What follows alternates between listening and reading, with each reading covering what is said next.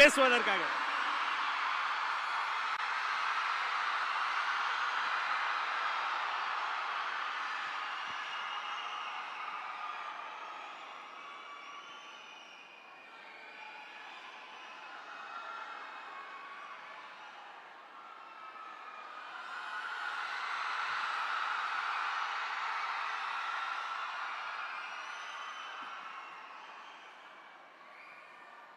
நாட்டுக்காக உழைப்பதற்கு அண்ணா பிறந்தார்.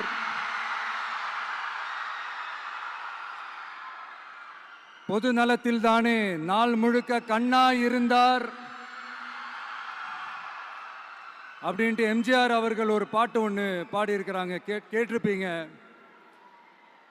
அப்படிப்பட்ட நம்ம காஞ்சி தலைவர் அறிஞர் அண்ணா அவர்கள் பிறந்த மாவட்டம் தான் இந்த காஞ்சிபுரம் மாவட்டம்.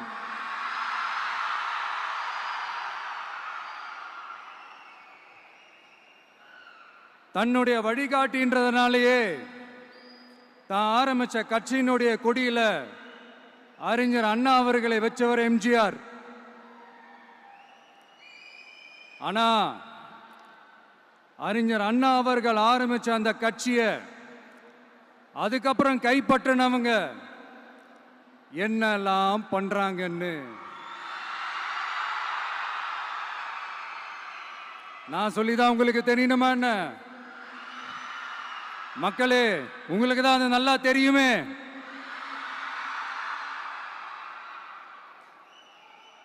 தனிப்பட்ட முறையில் எங்களுக்கும் அவங்களுக்கும் எந்த பிரச்சனையும் கிடையாதுங்க.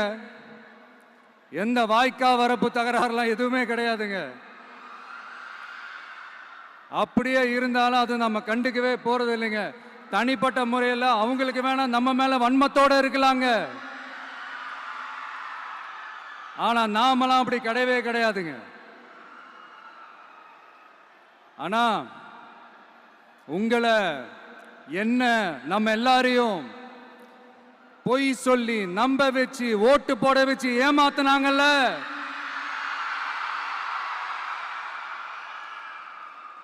அப்படி ஏமாத்தி ஆட்சிக்கு வந்து நல்லது செய்யற மாதிரி நடிக்கிறாங்கல்ல, நாடகம் ஆடுறாங்கல்ல, அவங்கள எப்படி நம்ம கேள்வி கேட்காம இருக்க முடியும்? அதனால அவங்கள நம்ம கேள்வி கேட்காம விட போறதே இல்லை.